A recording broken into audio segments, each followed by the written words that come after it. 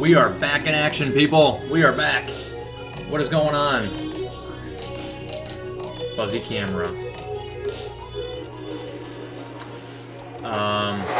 Happy Monday to you guys all. Happy Monday. And today we're starting Unit 4, people. We're starting Monopolies, right? Unit 3 is a thing of the past. Mr. Moore, I don't understand Unit 3. Well, you'll figure it out. You'll be fine. You'll be all right. You'll be all right. So, people, the game plan is this.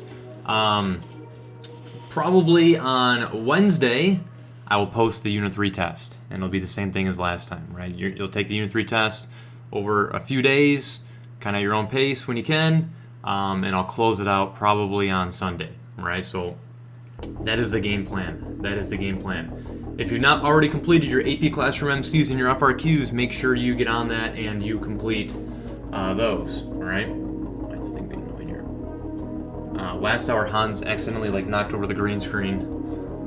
I don't know. Things are weird, but yeah. And then other than that, yeah, we're starting Monopolies today. We're gonna start Unit 4. It's gonna be on Go Formative again. Yep.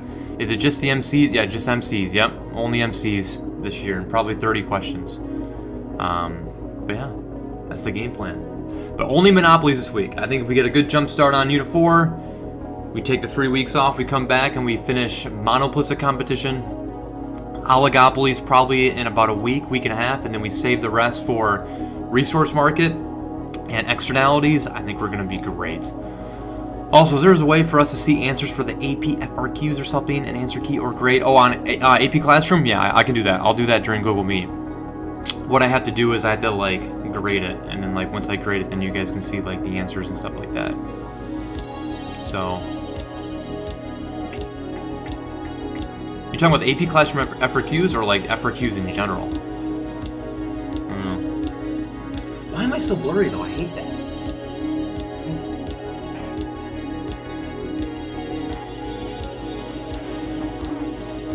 Yeah, there it is. Good now. It's good now.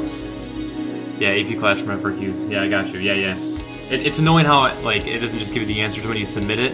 I have to grade it and then you can see the answers. It's really weird, but all right. Anyway, here's your attendance in the chat, people. What is the sound you love the most? I thought when we did the favorite smell thing, that was pretty interesting. Well, this time it's your favorite sound. What's your favorite sound in the world? That'll get us going here on a Monday. All right. And then we'll do some Monopolies. We'll keep it light today, though, people. Monopolies aren't too crazy. They're not too crazy. We've really done a lot of the work in the class so far. Unit 3 was a lot, and now we're going to cruise through everything else. We sort of front-loaded everything. All right, rain. I love thunderstorm. I love, lightning. I love rain. I love nature. I love silence, Jenna says. Are you serious? Actually, I really dislike silence. I need something going on. When I'm home, I need, music going. Even when I'm sleeping, I need, a fan going. I need some sort of noise. So that's pretty crazy. We're pretty different in that regard. Ethan says bonfire or rain. Bonfire's a good one. No one said that last hour. The wood cracking, right? It's pretty cool. Ooh, ocean waves. Oh, yeah. Ooh, that might be my favorite. Rain. The sound of a muscle car revving up. Nice one, Red Boston. Nice one. Bubble wrap being popped. Ooh, that's a good one. A lot of people said popcorn last hour. Kind of the same. People like popping noises. The ocean opening a bottle of vitamin water. Interesting. Does that sound different than regular water being opened? Vitamin water's pretty good. Rain is pretty good. Also just a campfire, very good. My cat purring. I was gonna say, Hans, just hearing Hans breathe when he's sleeping next to me. It's one of my favorite sounds in the world. Pat, you love your dog too much. I know. Andrew says ocean. Mike says rain or storms or the ocean. Chase says thunderstorms. My Beautiful Dark Twisted Fantasy by Kanye West. What is going on here, Caleb? Any Mac Miller music, right? Not your favorite song, your favorite noise. All right. I heard the crack of a baseball bat. I like that one. Or the pop of a glove after a ball hits it. That's very, very nostalgic for sure. Animal noises like horses neighing or cats purring. Oh, people, we gotta change the mods around. I forgot to change the mods around. Yeah, I love quiet so much. Harry Styles can say any word in the dictionary and I'm all set. Who's Harry Styles? I'm being dead serious. I'm not trying to be funny. I don't know who Harry Styles is. I thought he was like Harry Potter or something like that, but Harry Styles, I don't know. Yonkers by Tyler, the Creator. Windy Forest. Wait, I changed my answer. Definitely Harry Styles. Alright, you guys, what I'm like so old now, it's crazy. Like half the stuff you guys say now I don't know. I pretend to know a lot of times, but like I really don't.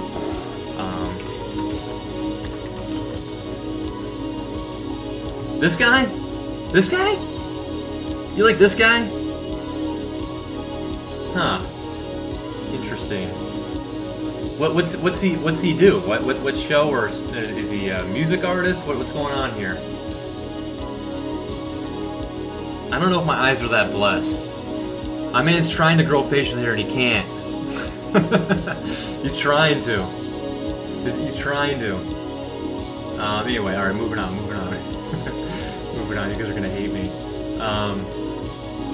Anyway.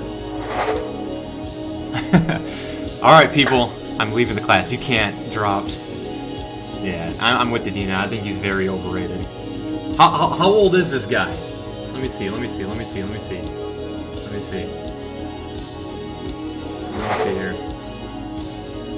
How old is Harry Styles? 26. He's too old for you guys. He's too old. You emailing my counselor. Yeah, weak beard game, that's for sure. The one, oh, he's One Direction? One Direction. Yeah, that's like the new like NSYNC Backstreet Boys kind of thing, right? Like the new age boy band, right? I don't know. You guys will grow out of that phase. You guys will grow out of it. Trust me. All right. Anyway, moving on here. All right. You guys ready? Cut the music, please. Let's learn about Monopolies.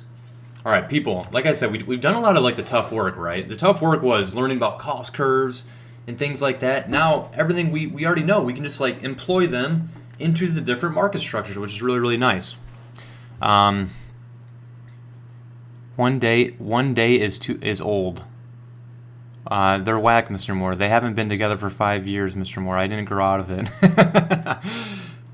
One day is 10 years old, Mr. What is going on? Oh, 1 decade. 1 decade. I got you. 1 decade. Yeah, it's pretty old. Unless you're like 36 dating 46, then it's like fine. I think it's fine then, right? Anyway, moving on. we're not gonna open up that can of worms, Pandora's box. All right. Anyway, Unit 4, imperfect competition, right? So we're gonna learn about monopolies, but you guys remember this? I gave you this like spectrum, I guess you could call it, of the 4 different market structures. We got perfect competition, monopolistic competition, oligopolies, and pure monopolies. 1 decade, yes, yeah. Am I behind you guys a lot? Oh yeah, I'm really behind you guys. Okay, I think I fixed it. But oh yeah, we got to change the mods though later too. Who's gonna be my new mods?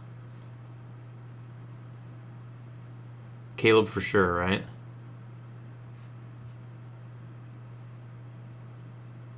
Maybe Mike. I don't know. We'll see. All right, anyway. All right, so we got the 4 market structures, right? We have perfect competition and we have everything else. Everything else is imperfect competition, obviously. You should keep it. So what we're going to do is we're going to learn about monopolies first, the other end of the spectrum. And then after we learn about monopolies, we're going to learn about monopolistic competition, because it's going to be very easy to do so, because basically monopolistic competition is a blend between monopolies and perfect competition. It's going to have perfect competition characteristics in the long run, but the graph is going to look very similar to monopolies. Oh, yeah. Everyone should pick a person. Yeah. I don't know if we can do Chase, though. I think Chase would be the one person that would abuse his mod privileges in the chat. I think he'd be the one person.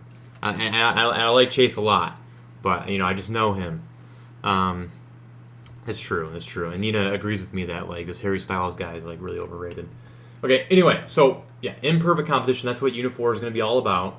And then we're going to learn about oligopolies. Oligopolies is really fun to learn about. There's no graph, which you guys will probably like, and it's all about game theory, which is very interesting. So I want to start at oligopolies when we get back, if possible. We'll see. All right.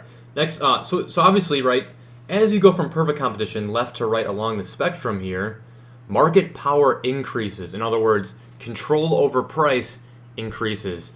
each firm has more market share, more market power. They can influence the price more.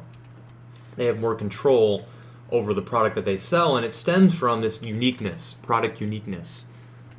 I see, Mr. Moore. Anyway, you guys are distracting me a lot today.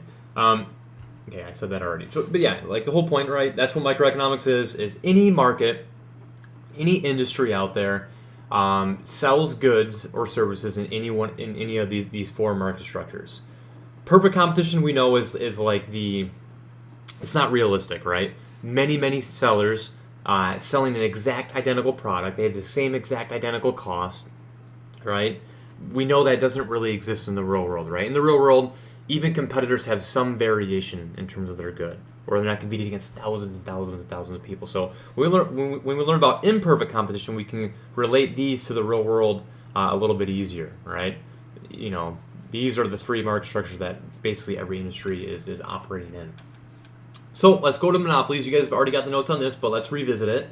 Characteristics of a monopoly. So the biggest thing that makes a monopoly is there's one large firm. There's only one producer. There's only one person, one firm producing the good, selling the product, and generally it's because they have a unique product. They have no close substitutes.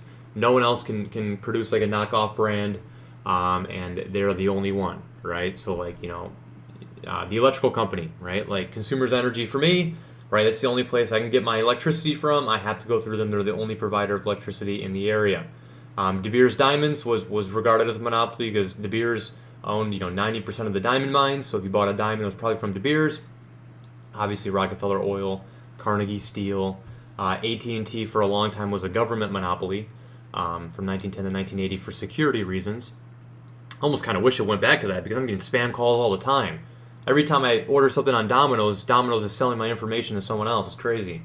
But yeah, tons of monopolies. Now, we know this, right? At least hopefully from U.S. histories. We know that monopolies are illegal in this country, right? Antitrust laws seek to break up monopolies to offer more competition. We want competition in this country, right? We want low prices, and we want a lot of sellers to incentivize more innovation.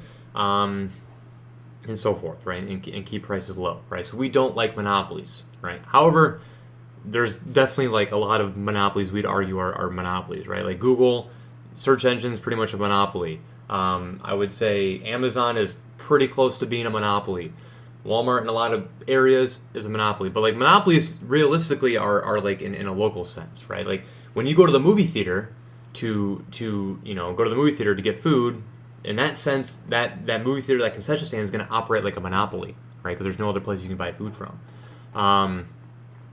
Like a Major League Baseball team, like the Detroit Tigers, is a monopoly, right? If you want to watch professional baseball in in Michigan, right, you pretty much only have access to watching the Tigers or going to the Tigers game. So there's different instances where there's monopolies, right? But in general, like as a whole, monopolies are illegal. But there's industries, there's corporations that are pretty close to being monopoly. Monopolies have high barriers of entry. That's the opposite of perfect competition. Remember, perfect competition has low barriers of entry, and this all has everything to do with long run profits. So monopolies, we're going to learn, right? They can make long run profits because they have things preventing firm entry. They have patents, they have copyrights. And maybe they just own all the land or all the resources, right? There's some reason why other firms can't enter, and that's why they stay a monopoly, and that's why they can earn long run profits, and not make normal profit in the long run, right? Like perfect competition. So yeah, generally examples of high barriers of entry are patents and copyrights. Just understand that a copyright is a protection of an idea, right? It's like your intellectual property. Right, you'd get a copyright if it's not like a physical thing that you've invented. It's more so like an idea, and then a patent is more so like an invention. And then obviously those expire. An exclusive franchise basically is an arrangement where only one firm can produce in a particular territory. So that is like Consumers Energy and DTE. Both those firms don't produce electricity in the same area. Like if you go to the map, actually, you know what? Consumers Energy. Let me show you an exclusive franchise here. This is the outage map. Stop it. Go away. You large map. But let me show you an example. If things would just load, please. I mean, you can kind of see here, right? Can you see like that little line there? This is all DTE, all right? Everywhere else is consumer energy, and this is like other firms. So like, it's just like divided up on by territory. See that? Like if you live in here, right? You're gonna probably go through DTE. This is all consumer energy, right? And this probably just like is no electricity. Oh no, there's got to be some sort of producer up here. But yeah, that's the idea of an exclusive franchise. Like here, you operate here, we'll operate here. We won't mess with one another. Monopolies. Now, what I'm talking about right now is a natural monopoly. It's a little bit different. The government allows them to become a monopoly, and they just regulate them. It's a little bit different. But yeah. Anyway, moving on. All right. So monopolies are going to be price makers. They're not price takers. As a monopolist, you're going to decide the price. You're going to decide the price. Like you're not a price taker, right? In perfect competition, firms have no leverage. They have no control over the price. There's so many sellers, right? Whatever the market going price is, they're going to take that price, and that's how much they're going to sell each good for. A monopolist they're price makers, right? So they have a demand curve, and they're going to literally list the price because they have ultimate control over price, right? Now that doesn't mean monopolists are going to charge the highest price possible. Again, there's still a demand curve, right? Even a natural monopoly like Consumers Energy, they can't be like, hey, we're going to charge you $5,000 a month and good luck, going somewhere else, right? Like, I can't pay $5,000 a month for electricity, so like I wouldn't get electricity because it's outside of my demand curve. I wouldn't be able to afford that. So there still is a demand curve, and we're still going to, go through it and figure out this, how monopolies make a price. It's going to be where MR equals MC, same thing, and then looking up to the demand curve. But monopolists are price makers, perfect competition's price takers, and actually, as a matter of fact, all three of these are going to be price makers. Monopolistic, oligopoly, and monopoly, they're all going to be price makers. Only perfectly competitive firms are price takers. A monopolist will still advertise, and a lot of people would suggest that a monopolist would not advertise because they're the only producer of the good. They're not competing against anybody. They are competing for your demand, right? They're trying to increase your demand. They can increase your demand, your willingness and ability to buy, right, at a higher price. It's going to be advantageous for them to advertise, just like any other firm. Remember, perfect competition, they will not advertise. Okay? All right, moving on here. All right, so real life examples, I've said many already, but USPS is the only firm that can deliver first class mail. Local utilities, right, generally are natural monopolies. You can only get your water through one place. Generally, you can only get your cable through one place, right? Charter is the only place you can get cable through here in Fenton. Regional monopolies, like professional sports franchises, Big Ten Network, things like that, right? National parks, obviously. Software, Microsoft, 90% of operating systems. Movie theaters in a local sense. Even like in a small town in nowhere, Michigan, a McDonald's could be a monopoly in that sense, right? It could be the only fast food restaurant in the area. They would hold a monopoly in that sense, right? So generally, monopolies are kind of based on where, the situation is. All right, moving on here. What do you already know about monopolies? All monopolies make a profit. That is false. Some monopolies can operate at a loss. Monopolies are usually efficient. No, they're not. Monopolies are going to be far from being efficient. That's why we don't like monopolies. All monopolies are bad for the economy. That's false, right? We're going to learn that natural monopolies are good. We only want one producer of electricity. We only want one producer of water, and we're just going to regulate it because we don't want cable lines going everywhere, right? We don't want water lines being dug everywhere, right? So some monopolies are good for the economy. All monopolies are illegal? Nope, some monopolies are illegal, but we will regulate them. Monopolies charge the highest price possible? False, right? They can't. There still is a demand curve. They have to honor it. 6, the government never prevents monopolies from forming. That is false. The government will form monopolies. So all these are false. All right. So can a monopoly be good for the economy? We'll talk more about natural monopolies on Wednesday. You guys enjoy your day off tomorrow. But some monopolies are good, right? Like an electrical company is good because, again, we want to produce at the lowest social cost, right? If only one cable line is going down a road or like underground, right, that is less cost to society, right? Let me show you guys a picture of one that's like bad, right? Like we don't want this going on. This honestly isn't bad. There's worse places in the world where like literally power lines are unregulated, doesn't matter, and they're going through like windows and stuff, right? We don't want that. Like I want power lines by one producer and just regulate them. That's the idea.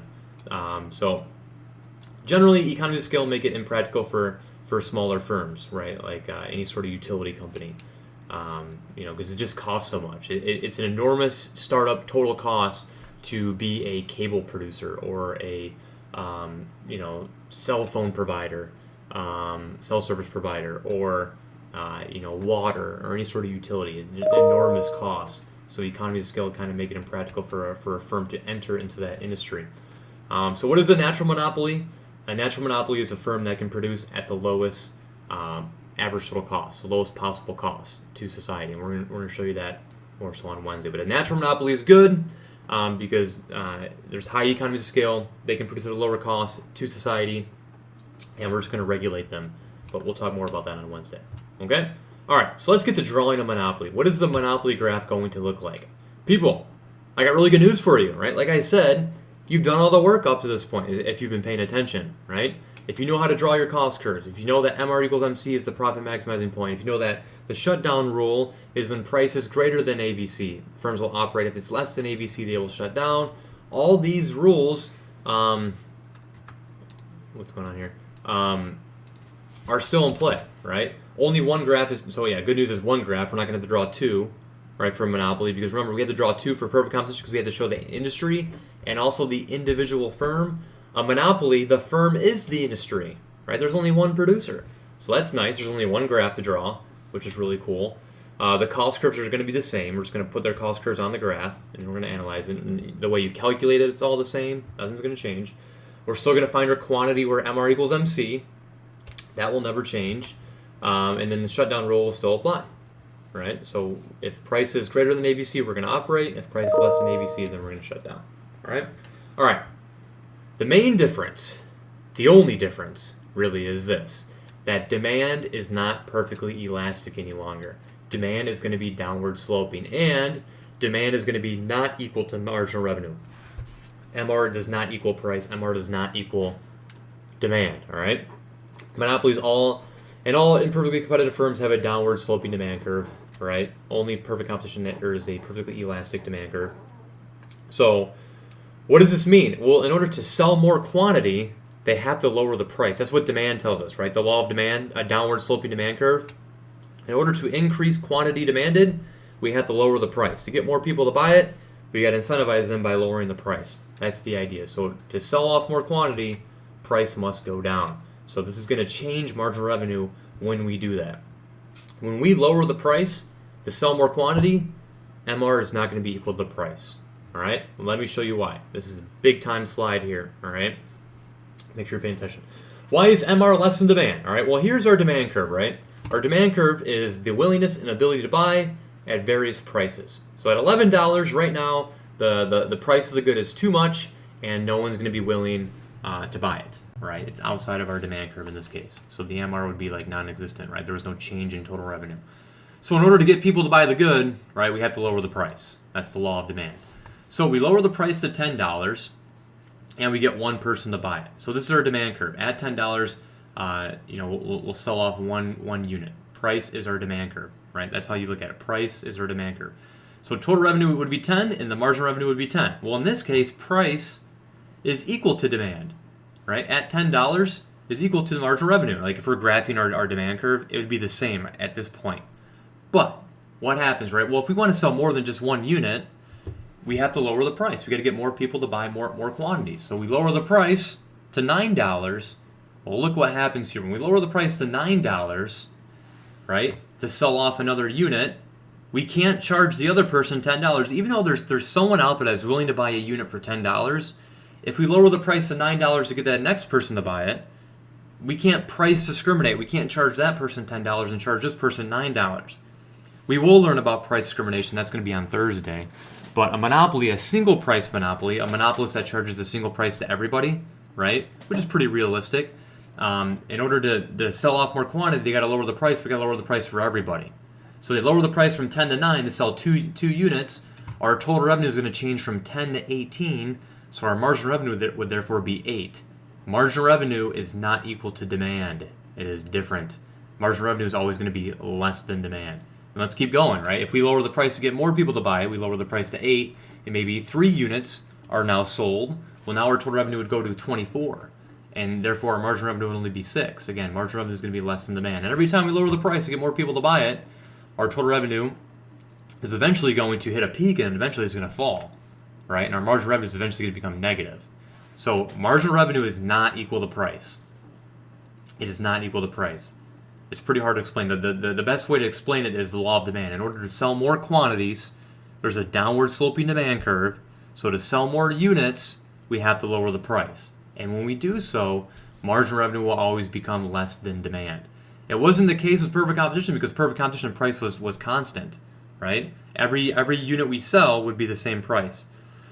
Because there's many sellers and many buyers, and the good is exactly identical, right? So we sell all of our quantity off at $4, so MR would be always equal to price. In this case, it's not true, right? In order to sell more quantity, we got to lower the price. When we do so, I hope you guys can tell that MR is not equal to price, which is demand, okay?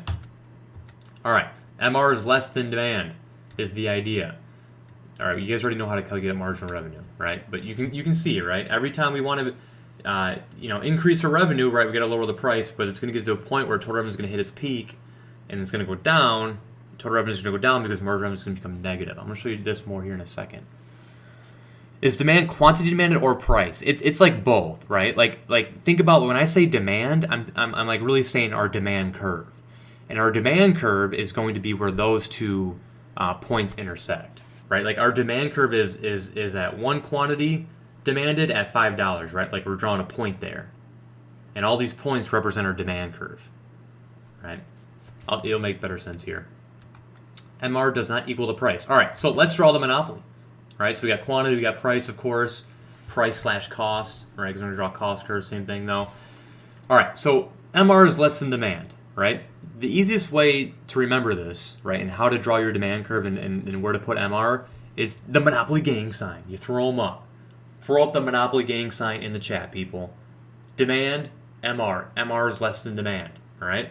So this is what I mean by demand, right? Our demand curve is like at a price of $9, 2 quantities will be sold. At a price of $8, 40 units will be sold. That's demand, right? So demand stems from the price, right? And at each quantity.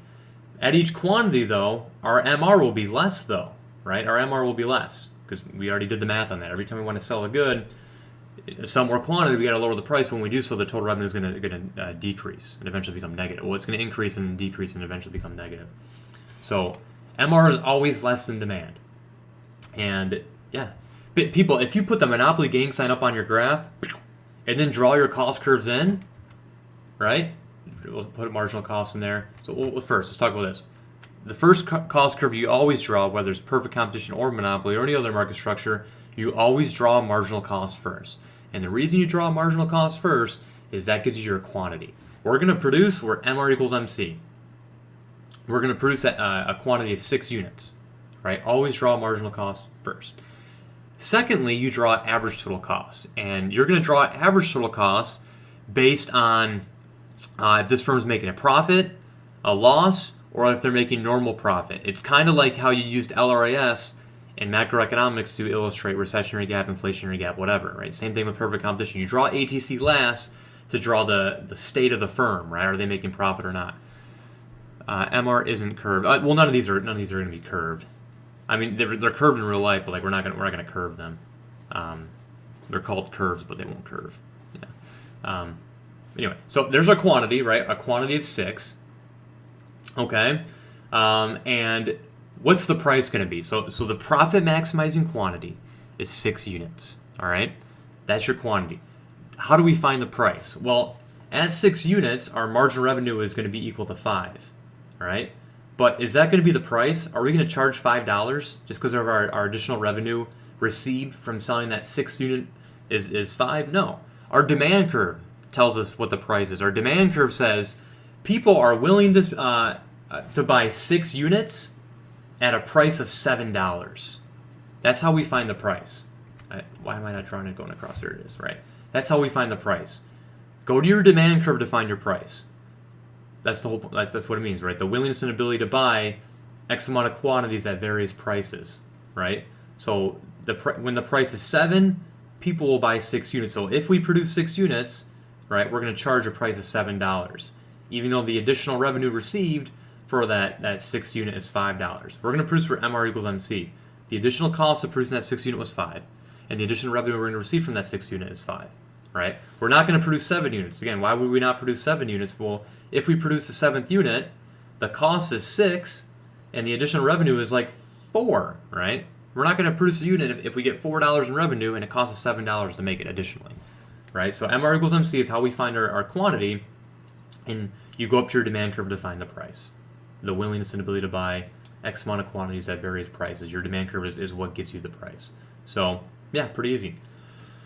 So, I drew this monopoly making a profit, and you can tell it's making a profit because what would be our total revenue? Our total revenue is price times quantity. We're going to produce 6 units, and we're going to charge $7 for each unit. So 7 times 6 is what, $42? 6 touchdowns.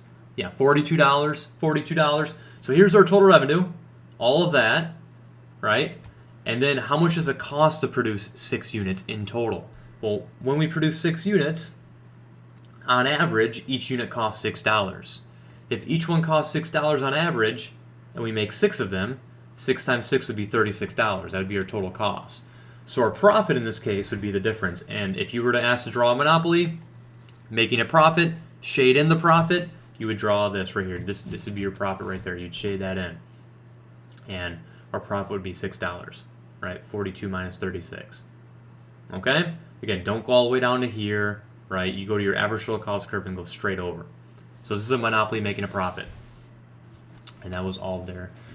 Profit, loss, and, total cost, quantity, price, all that, right? Monopoly gang sign. Don't forget, people, the Monopoly gang sign. This is when I was hanging out with Clifford, and yeah, we invented the Monopoly gang sign together. It's pretty sweet, pretty sweet. Anyway, moving on, all right? So the whole point is this. A monopolist produces where MR equals MC, but charges the price consumers are willing to pay, identified by the demand curve, right? The demand curve says, if we produce 6 units, consumers are willing to pay $7 in total for 6 units. That's what our demand curve tells us. So always use demand to find the price, but always use MR equals MC to find the quantity. Okay? Pretty simple. Pretty simple. All right. So let's draw this firm making a loss now. So let's say costs increase, right? Costs go up. First off, we need to identify, is this firm going to produce, right? Is this firm going to produce? Is price greater than AVC or is price less than AVC? Well, what's going to be our quantity here? It's where MR equals MC, right? This is where X marks the spot. This is how you're going to find your quantity. So we're going to produce 10 units, right? That's how much quantity we're going to bring to market. And how much are we going to charge consumers? Well, the demand curve says we are willing to buy 10 units at a price of $9, right? So we're going to charge consumers $9, and we're going to produce 10 units. So is this firm going to produce? Yes. How do we know they're going to produce? Well, the price is $9, and at 10 units, AVC is equal to like 7.5/8. Price is greater than AVC at where MR equals MC, the firm will produce. Is this firm making a loss or a profit? Well, what's the revenue? If they produce 10 units and sell each one for $9 a pop, their total revenue would be $90, right? Which would be all this rectangle here, $90, 9 times 10. Their total cost, though, is this. If they produce 10 units, the average total cost of each unit is $10, right? So if each one costs $10 on average, and we produce 10 of them, the total cost would be $100. So they're going to bring in $90 in total revenue.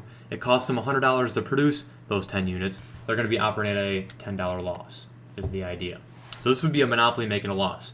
If you're asked to draw a monopoly making a loss, you don't have to include ABC. You just draw a monopoly gang sign, marginal cost going through it, MR equals MC is our quantity, demand curve's the price, and then make sure ATC is way up here. I always encourage students to draw it like way, so intersecting MC to its minimum point, but not crossing your demand curve at any point. Right, that's going to have that loss right there. All right, let's do a little check on learning, people. Let's do a little check on learning.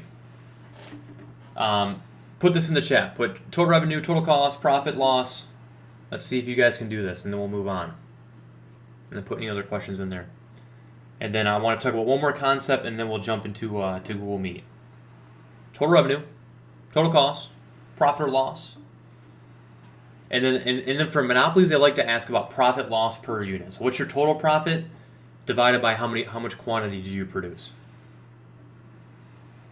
Let's see if we can get a couple people answering this.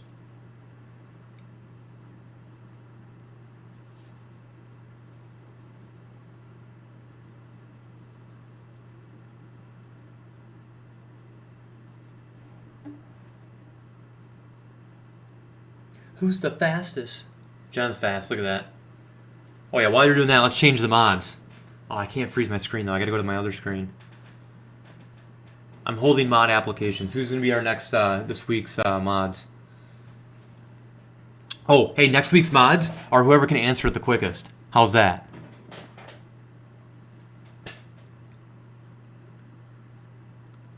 Ooh. Now watch this.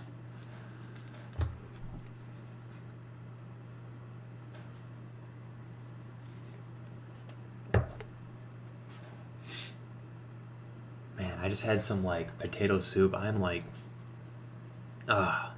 struggling right here. Chest. Ooh, Nita's a mod. Caleb's a mod. Abe's a mod.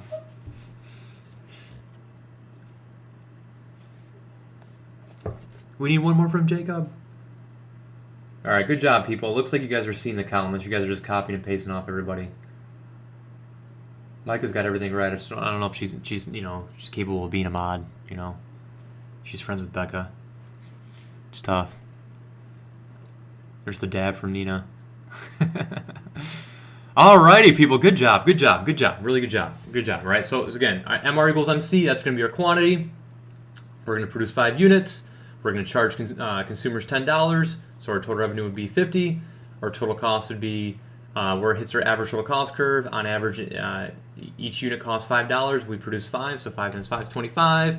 Right? We're going to make a profit of $25, and then since we're making 5 units and we're making a total profit of 25, each unit is going to bring in $5 in profit.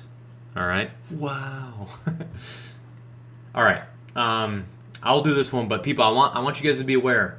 Sometimes they give you graphs that look like this, where marginal cost and average total cost is constant. This would happen if there's no fixed cost and variable cost is constant. That's like why this would happen, but it doesn't really change anything as long as you follow the rules. Everything's the same, right? We're going to produce for MR equals MC. We're going to produce 6 units. Okay.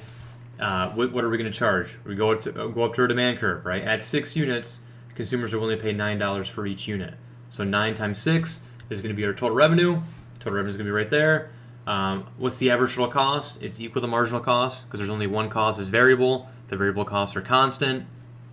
So it'd be 6 times 6, 36. That's our cost right there, kind of in a different color a little bit. And then our profit would obviously be the difference right there, which would be $18. And then we're making 6 units. Our total profit is 18. 18 divided by 6. Each unit is bringing in $3 in profit. Okay, so just be aware. I'm going to give you guys a graph like this today. Just everything's the same on it. And that's why the cost curve looks the way it does. All right, last and final concept here. Elastic versus inelastic. Range of the demand curve. I ate way too much potato soup. I'm like holding burps. Okay, all right. So what we're going to do is we're going to plot the monopoly gain sign. Let's plot the monopoly gain sign on here, right? And when you guys saw when we were doing those tables, right? Total revenue is going to go up, it's going to peak, and it's eventually going to go down. And it's because of marginal revenue. At some point, marginal revenue is going to become negative. So let's draw marginal revenue going all the way through our horizontal, okay? And just understand this, right? Like I hope you guys would know that if MR is positive, total revenue would have to be going up, right? If we produce a good and we get positive revenue additionally for producing that good, right? We're going to add to that total revenue, right? Like when I produce this 4th unit, it gives us an additional revenue of like $6, right? Add $6 to our total revenue. Every time we produce a unit for at least a little bit here, total revenue is going to keep increasing because margin revenue is positive. That's the relationship. If MR is positive, total revenue is going up. All right? But once we produce this 8th unit, say this 8th unit does not change our total revenue, the additional revenue is 0, well then total revenue would hit its peak. And then say we produce an additional unit, say $9, and when we produce that additional unit, we get negative revenue for it. We get negative revenue. Well, then obviously total revenue would have to go down. That would start decreasing our total revenue. Okay? So, you just got to understand that relationship. Do you guys remember the total revenue test? Right?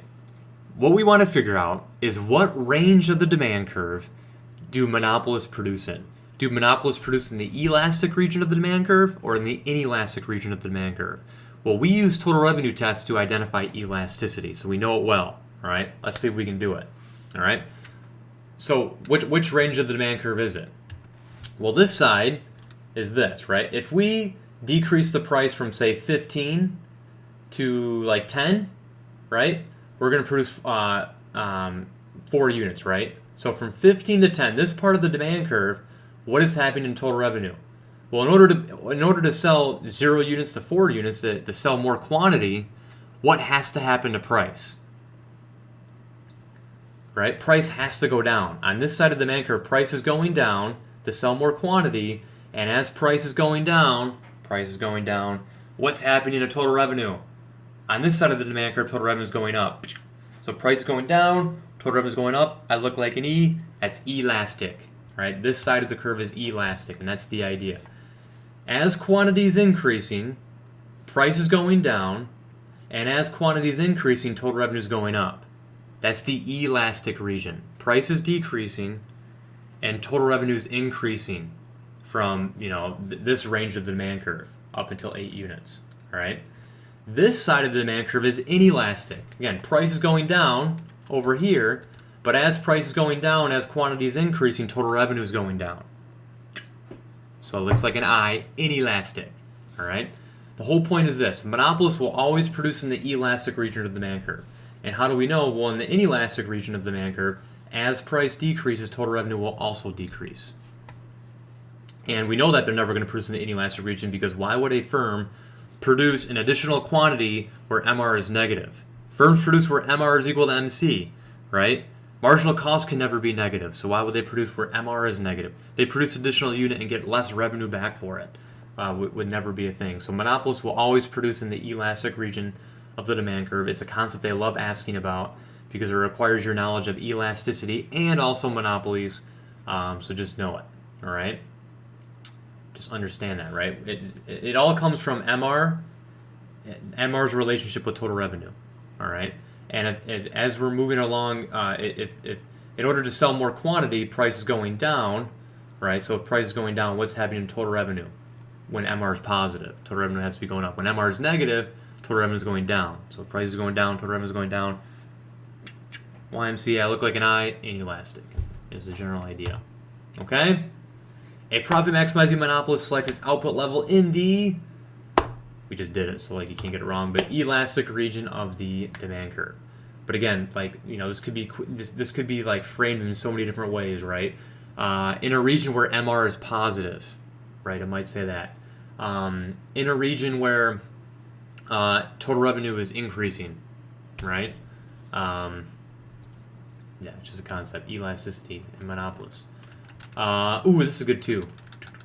It says if the monopolist chooses to maximize total revenue rather than total profit, it's going to produce how much quantity and what price. We'll end with this. Answers in the chat, and then we'll go to Google Meet. If we want to maximize total revenue instead of maximizing total profit, which no firm would do, but let's just pretend they did, all right? They tried to do that. Which quantity is going to maximize total revenue?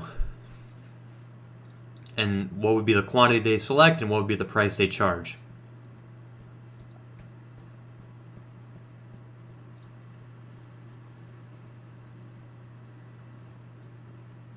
And then also, right, think about what would be the profit maximizing quantity and price. This firm will produce what quantity, and what price will they charge? You guys seem hesitant today.